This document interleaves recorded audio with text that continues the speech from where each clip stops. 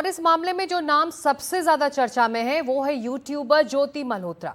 उनका social media account और YouTube videos देखें तो पाकिस्तान प्रेम से वो भरे पड़े हैं।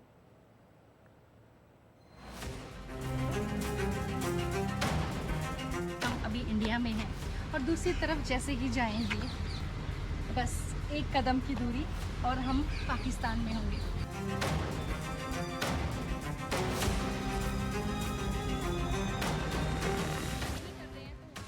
ये ज्योति मल्होत्रा हैं। यूट्यूब पर वीडियो बनाती हैं। एक ट्रैवल ब्लॉगर के तौर पर काफी फेमस हैं।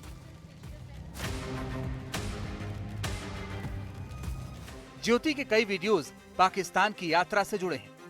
अपने वीडियोस में वो पाकिस्तान की संस्कृति और वहां के खान पान के बारे में बताती हैं। वहां के लोगों से बातें करती हैं।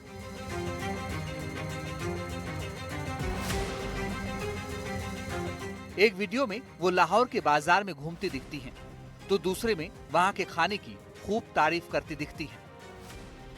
उनका करतारपुर साहिब की यात्रा का वीडियो भी काफी फेमस है। इस तरह के वीडियो घूमने फिरने और खाने के शौकीन लोगों को खासे पसंद आते हैं।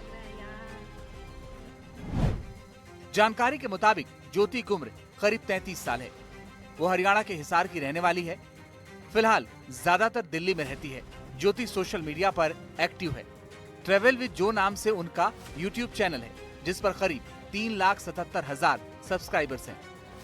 ट्रेवल विद जो के नाम से इंस्टाग्राम अकाउंट भी है, वहां करीब 1,33,000 फॉलोअर्स हैं। इसी नाम से फेसबुक पेज भी है, जिस पर करीब 3,21,000 फॉलोअर्स हैं। फिलहाल ज्योति ट्रेवल वीडियोस नहीं बल्कि पाकिस्तान के लिए जासूसी के आरोप में गिरफ्तार हुई हैं। जिस पाकिस्तान की वीडियो बनाती थी उसी के लिए जासूसी के आरोप लगे हैं। जानकारी के मुताबिक खुफिया एजेंसियों की काफी दिनों से ज्योति पर नजर थी। सबूत जुटाने के बाद उसे 17 मई 2025 को गिरफ्तार किया गया।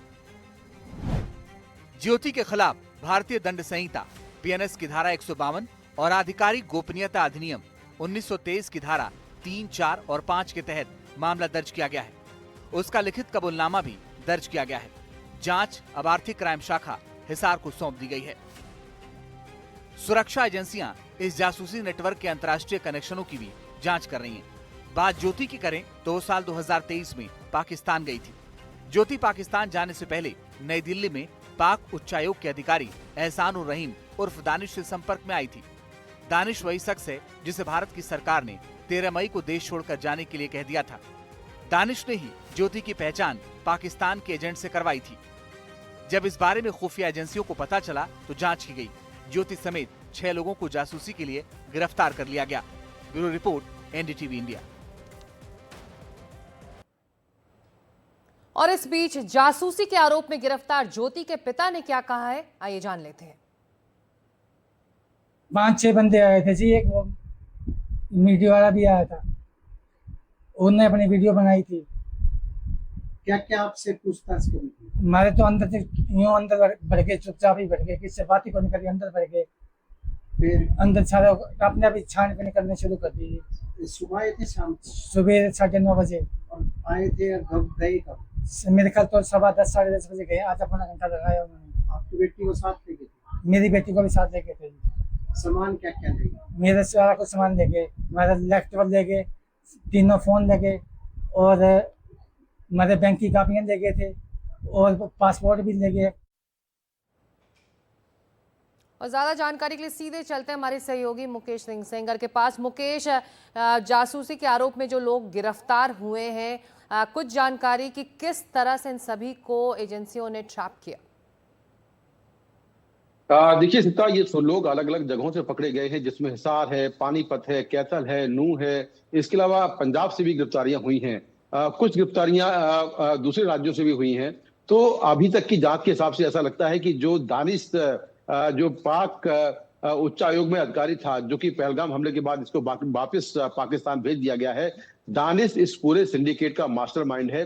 क्योंकि अब तक की जांच से ऐसा लगता है कि जो दानिश है वो अलग अलग जासूसों से अलग अलग समय पर बात करता था और खास तौर से उसने ज्योति रानी मल्होत्रा को 2023 में खुद पाकिस्तान भेजा था और पाकिस्तान में रहने खाने की पूरी व्यवस्था उसी ने कराई थी।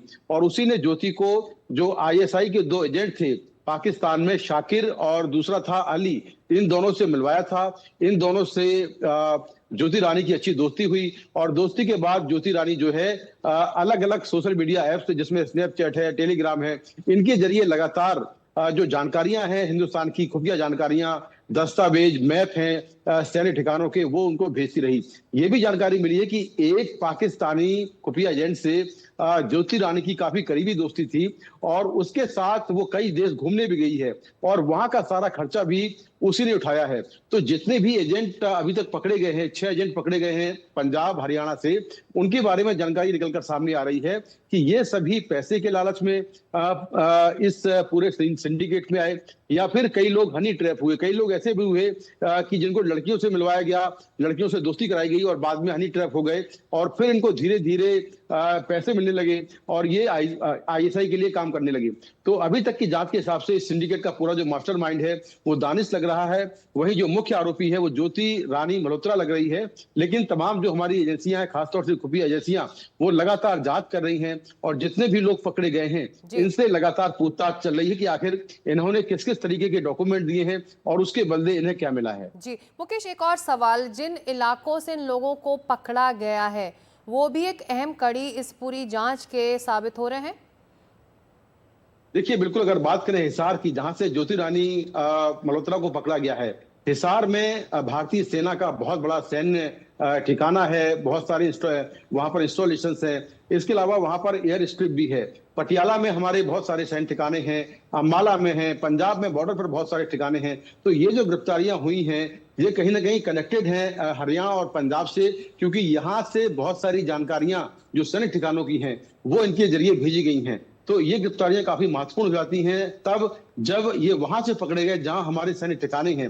तो इन्होंने क्या कुछ जानकारियां पाकिस्तान भेजी हैं, इनके सारे जो लैपटॉप हैं, मोबाइल फोन है, जो सोशल मीडिया ऐप जहां से चैटिंग करते थे, जो जानकारियां भेज रहे थे, उनको स्कैन किया जा रहा है, जांच की जा रही है और जांच के बाद पुख्ता जानकारियां निकलकर सामने आएंगी। लेकिन ये निश्चित है कि काफी अहम जानकारियां इन लोगों ने यहाँ से भेजी हैं और ये सारी जानकारियां पाकिस्तानी एजेंट्स को लगातार पिछले 2-3 सालों से भेजी जा रही थी। जी शुक्रिया इस पूरी जानकारी के लिए मुकेश। आप